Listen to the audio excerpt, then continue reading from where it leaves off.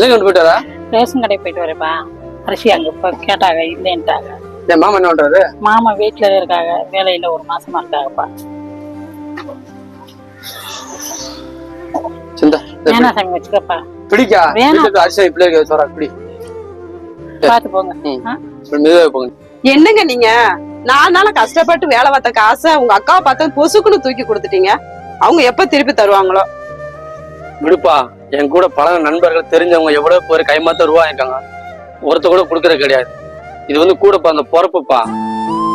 தாய்க்கு எடுத்து தாய் மாதிரி பாசம் கொண்ட ஒரே ஜீவன் அக்காதாம்மா. அக்கா கொடுத்தா கொடுக்கட்டும்பா, விடுமா.